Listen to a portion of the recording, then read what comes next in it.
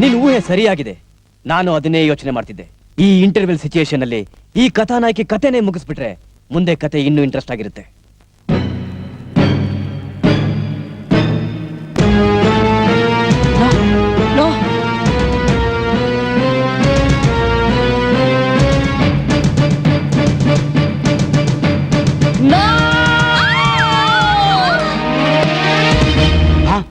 ಕೂಡ ನಿನ್ ಕಣ್ ಕಾಣಿಸುತ್ತೇನೋ? ಯಾವನೋ ಕೂಡ, ನೀನ್ ಕೂಡ, ನಿಮ್ಮಪ್ಪ ಕೂಡ, ನಿನ್ ತಾತ ಕೂಡ. ಯಾರಾದ್ರೂ ಈಗ ಕೈ ಚಳಕ ತೋರ್ಸಕ್ ಪ್ರಯತ್ನ ಪಟ್ರೆ ಬೋಟಿ ಕರಳು ಕಿತ್ತು ವಡೆ ಪಾಯಸ ಮಾಡ್ಬಿಡ್ತೀನಿ. ನೋಡೋ, ಇದೇ ಮೊದ್ಲು ಇದೇ ಕೊನೆ. ಇನ್ನೊಂದ್ ಸಲ ಇಂತ ಹುಚ್ಚು ಸಾಹಸ ಕೈ ಹಾಕಿದ್ರೆ ಆಗ ನಿನ್ನ ಬಾಡಿ ಇರುತ್ತೆ, ಜೀವ ಇರಲ್ಲ.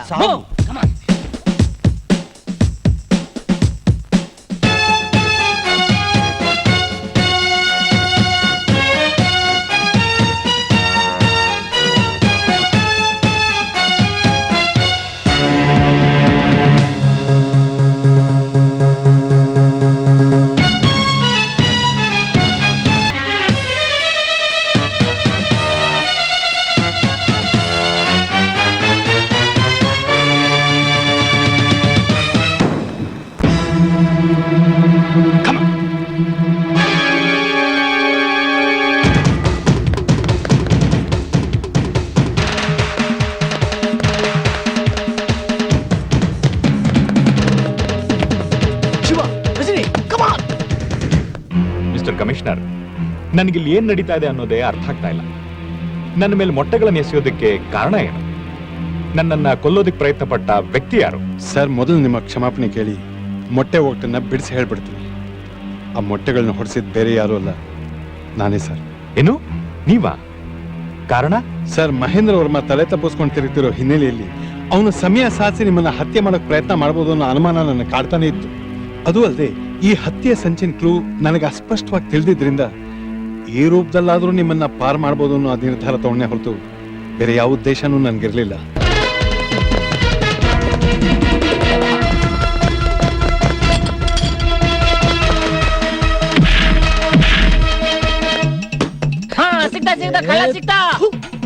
ಶಕ್ತಿ ಬಿಡ.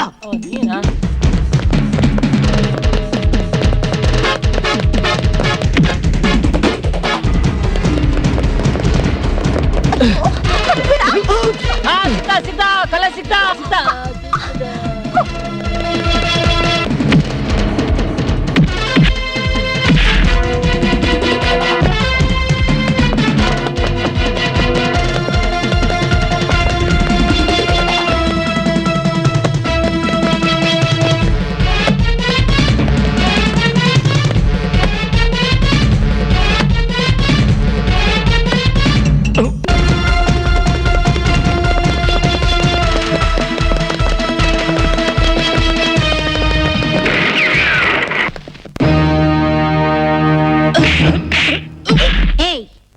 ನೀವು ನಮ್ ಲಾರಿನ ಅಡ್ಡ ಹಾಕಿ ಬ್ರೌನ್ ಶುಗರ್, ಅಫೀಮ್, ಗಾಂಜಾ, ಚರಸ್ನೆಲ್ಲ ಹೊಡ್ಕೊಂಡು ಹೋದ್ರಲ್ಲ, ಅದನ್ನೆಲ್ಲ ಬಚ್ಚಿಟ್ಟಿದ್ದೀರಾ?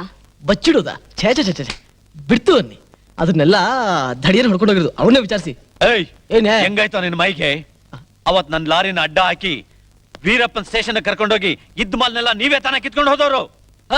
ಯಾವ್ದೇ ಅದು ವೀರಪ್ಪನ್ ಸ್ಟೇಷನ್? ಏನೆಲ್ಲ ಹೊಸ ಹೊಸ ಹೆಸರನ್ನೆಲ್ಲ ಹೇಳ್ತಾ ಇದೆಯಲ್ಲ. ಸುಳ್ಳು ಹೇಳಿದ್ರು ಕಣ್ಣು ಕಿವಿ ನೆಟ್ಟಗಿರೋನ್ ಕರ್ಕೊಂಬಂದ್ ಸುಳ್ಳು ಹೇಳು. ಮಾಡೋದೆಲ್ಲ ಮಾಡ್ಬಿಟ್ಟು ಈಗ ಎಲ್ಲ ನಮ್ಮೇಲೆ ಎತ್ತಾಕ್ಬಿಟ್ಟು ಏನು ಗೊತ್ತಿದ್ರ ನಾಟಕ ಬೇರೆ ಆಡ್ತಾ ಇದ್ಯಾ? ಬಲು ಛತ್ರಿ ನನ್ ಮಗ ನೀನು. ಪ್ಲೀಸ್ ನನ್ ಮೇಲೆ ಅನುಮಾನ ಪಡಬೇಡಿ. ಆ ಛತ್ರಿಗಳು ಸುಳ್ಳು ಹೇಳ್ತಿದ್ದಾರೆ, ಸಖತ್ತಾಗಿ ರೀಲ್ ಬಿಡ್ತಾ ಇದ್ದಾರೆ. ಹಾಗಾದ್ರೆ ಅವ್ರು ಯಾರು? ಮೈಸೂರಿನಲ್ಲಿ ಮಳೆ ಬಂದ್ರೆ ಬೆಂಗಳೂರಿನಲ್ಲಿ ಕೊಡೆ ಹಿಡಿಯೋ ಛತ್ರಿಗಳು. ನೀನು ಮುಂದೆ ಏನು ಹೇಳ್ಬೇಡ. ಈಗಾಗ್ಲೇ ನೀನು 2 ಕೆಲ್ಸಗಳ ಕೈ ಕೊಟ್ಟು ನಮ್ಮ ಮುಖಕ್ಕೆ ಮಸಿ ಬೆಳೆದಿದೀಯ. ಅದಕ್ಕೆ ಒಂದ್ ಲೋಟ ತಣ್ಣಗಿರೋ ಐಸ್ ವಾಟರ್ ಕುಡಿದು ಭಗವಂತನ ಪಾದ ಸೇರ್ತೀನಿ.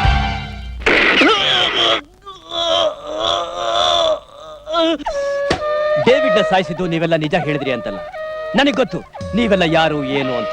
ಲುಕ್, ಇದು ಮಹೇಂದ್ರ ವರ್ಮನ್ ಗುಹೆ. ಇಲ್ಲಿ ಜೀವಂತ ಒಳಗಡೆ ಬರ್ಬೋದೇ ವಿನಃ ಆಚೆ ಹೋಗೋದಂತೂ ಬರೀ ಕನಸು. ಹಾಗಾದ್ರೆ ನಮ್ಮನ್ ಸಾಯಿಸ್ತೀರಾ?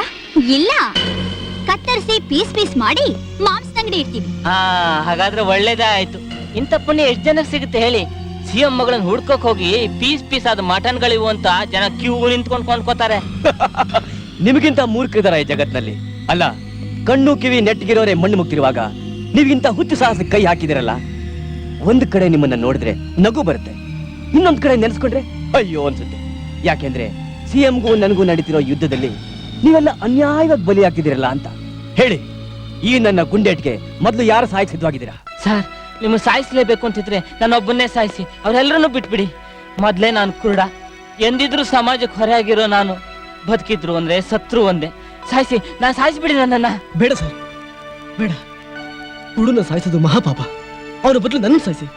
ನಿಮ್ಮ ರೋಷ ದ್ವೇಷ ಏನೇ ಇದ್ರು ನನ್ನ ಮೇಲೆ ತಿಳಿಸ್ಕೊಳ್ಳಿ. ಬೇಡ ನೋಡಿ, ನಿಮಗ್ ಸಾಯಿಸ್ಲೇಬೇಕು ಅನ್ನೋದಿದ್ರೆ ನನ್ನ ಬಲಿ ತಗೊಳ್ಳಿ. ಅವರಿಂದ ನಿಮ್ಗೆ ಯಾವ ನಷ್ಟನೂ ಇಲ್ಲ. ಇವರೆಲ್ಲ ಬಂದಿರೋದು ನಾನು ಉಳಿಸೋದಕ್ಕೋಸ್ಕರ. ಇವ್ರನ್ನೆಲ್ಲ ಬಿಟ್ಟು ನನ್ನ ಬಲಿ ಪಶು ಮಾಡ್ಕೊಳ್ಳಿ. ನಾನ್ ಸತ್ರೆ ನಿಮ್ ಸಮಸ್ಯೆ ಎಲ್ಲ ಪರಿಹಾರ ಆಗುತ್ತೆ. ಕಮಾನ್ ಕಿಲ್ ಮೀ, ಕಮಾನ್. ನೋಡ್ದ್ಯಾ ಸಿಲ್ಕ್, ಇವರಲ್ಲಿರೋ ಒಗ್ಗಟ್ಟನ್ನ? ನಾನ್ ಮುಂದೆ ತಾನ್ ಮುಂದೆ ಅಂತ ಯಾರು ಬಿಟ್ಕೊಡಕ್ ಸಿದ್ಧವಾಗಿಲ್ಲ. ಈಗ ನೀನೇ ಹೇಳು, ಇವರಲ್ಲಿ ಈ ನನ್ನ ಗುಂಡೆಟ್ಗೆ ಮೊದಲು ಯಾರು ಬಲಿ ಆಗ್ಬೇಕು ಅಂತ?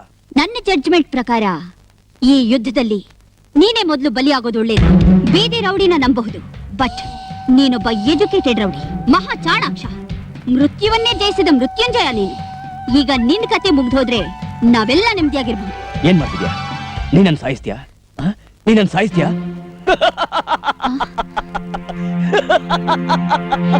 ನೀನನ್ ಸಾಯಿಸಕ್ಕಾಗಲ್ಲ. ಯಾಕೆ ಹೇಳು?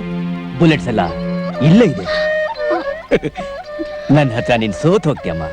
ನಾನು ಹಿಂಗೆ ಎಷ್ಟು ಸಾರಿ ಹೇಳಿದೀನಿ, ನಮ್ಮಿಬ್ಬರು ಪರ್ಸನಲ್ ಏನೇ ಇದ್ರು ರಾತ್ರಿ ದೀಪ ಆರಿಸಿದ್ಮೇಲೆ ಇಟ್ಕೊಳ್ಳೋಣ, ಅದನ್ನೆಲ್ಲ ಇವ್ರ ಮುಂದೆ ತೋರಿಸ್ಕೊಳ್ಳೋದು ಬೇಡ ಅಂತ.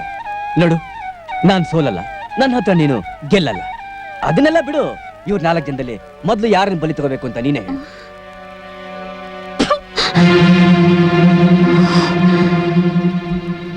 ಲೆಟ್ ಮಿ ಫಿನಿಶ್ ಹರ್ ಫಸ್ಟ್. ಓಕೆ, ನಿನ್ ಊಹೆ ಸರಿಯಾಗಿದೆ. ನಾನು ಅದನ್ನೇ ಯೋಚನೆ ಮಾಡ್ತಿದ್ದೆ.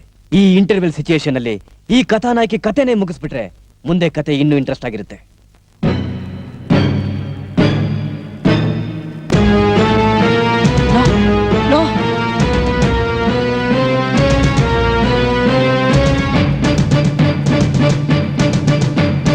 ನೋ, ಹೇ ಕೂಡ ನಿನ್ ಕಣ್ ಕಾಣಿಸುತ್ತೇನೋ? ಯಾವನೋ ಕೂಡ, ನೀನ್ ಕೂಡ, ನಿಮ್ಮ ಅಪ್ಪ ಕೂಡ, ನಿನ್ ತಾತ ಕೂಡ. ಯಾರಾದ್ರೂ ಈಗ ಕೈ ಚಳಕ ತೋರ್ಸಕ್ ಪ್ರಯತ್ನ ಪಟ್ರೆ ಬೋಟಿ ಕರಳು ಕಿತ್ತು ವಡೆ ಪಾಯಸ ಮಾಡ್ಬಿಡ್ತೀನಿ. ನೋಡೋ, ಇದೇ ಮೊದ್ಲು, ಇದೇ ಕೊನೆ. ಇನ್ನೊಂದ್ಸಲ ಇಂಥ ಹುಚ್ಚು ಸಾಹಸ ಕೈ ಹಾಕಿದ್ರೆ ಆಗ ನಿನ್ನ ಬಾಡಿ ಇರುತ್ತೆ, ಜೀವ ಇರಲ್ಲ. ಮೂ ಕಮಾನ್, ಕಮಾನ್, ಡೋಂಟ್ ಮೂವ್.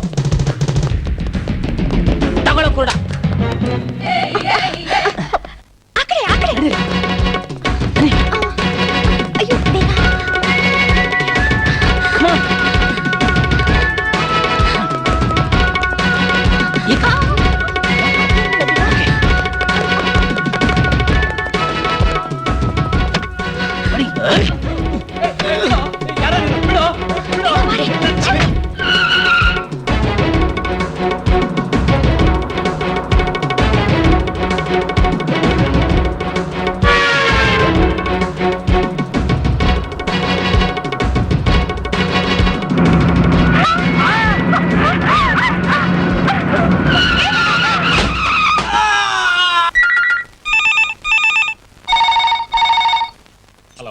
ಶರ್ಮಾ ಹಿಯರ್.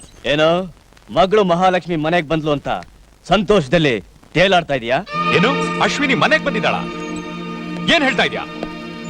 ಏಯ್, ನೀನು ನನ್ನ ಹತ್ರ ಹೊಸ ವರ್ಷ ತೋರಿಸ್ತಾ ಇಲ್ಲ ತಾನೆ? ಅಲ್ಲ ಮಿಸ್ಟರ್ ಸಿಎಂ, ಗಡ್ಡ ಹತ್ಕೊಂಡು ಉರಿತಾ ಇದ್ರು, ಅದ್ರಲ್ಲೇ ಸಿಗರೇಟ್ ಹಚ್ಕೋತೀನಿ ಅಂತ ಹೇಳ್ತಾ ಇದೆಯಲ್ಲ, ಅದಕ್ಕೆ ನೋಡು ಹೇಳೋದು politics is the game of scoundrels ಅಂತ. ಅಲ್ಲ, ನಿನ್ ನಾಯಿಗಳನ್ನ ಇಲ್ಲಿ ತನಕ ಛೂ ಬಿಟ್ಟು ಅಶ್ವಿನಿನ ಮೋಸದಿಂದ ಅಪಹರಿಸ್ಕೊಂಡು ಹೋಗಿರೋದು ಅಲ್ದೆ ಅವಳಿನ್ನೂ ಮನೆಗೆ ತಲುಪಿಲ್ಲ ಅಂತ ನಾಟಕ ಬೇರೆ ಆಡ್ತಾ ಇದೀಯಾ? ಅಂದ್ರೆ ಕೊನೆಗೂ ನಮ್ ಹುಡುಗರು ನಮ್ ಅಶ್ವಿನಿನ ನಿನ್ನಿಂದ ಬಿಡ್ಸ್ಕೊಂಡ್ ಬಂದ್ರಲ್ಲ. Good good good. ಈಗ್ಲಾದ್ರೂ ಅರ್ಥ ಆಯ್ತಾ ನಿನ್ನಂಥ ಸಮಾಜಘಾತಕನ್ನ ವಿಚಾರಿಸ್ಕೊಳ್ಳೋಕೆ ಅವ್ರಿಬ್ರೇ ಸಾಕು ಅಂತ? Hello hello hello, damn it, ಫೋನೇ ಕಟ್ ಮಾಡ್ಬಿಟ್ಟ. Sir, he is so clever sir, so clever. ಇಷ್ಟೊತ್ತಾದ್ರೂ ಅಶ್ವಿನಿ ಮನೆಗೆ ಹೋಗಿ ತಲುಪಲಿಲ್ಲ ಅಂದ್ರೆ ನನ್ಗನ್ಸುತ್ತೆ ಇದ್ರಲ್ಲಿ ಏನೋ ಮೋಸ ನಡೆದಿರಬಹುದು ಅಂತ. ನಮ್ಮಿಂದ ಅಶ್ವಿನಿನ್ ಬಿಡಿಸ್ಕೊಂಡು ಹೋದ ಕಿಲಾಡಿಗಳಿಗೆ ಮೊದಲೇ ಕೆಲಸ ಇಲ್ಲ, ಕಾರ್ಯ ಇಲ್ಲ, ಕೇರ್ ಆಫ್ ಫುಟ್ಪಾತ್ಗಳವರು.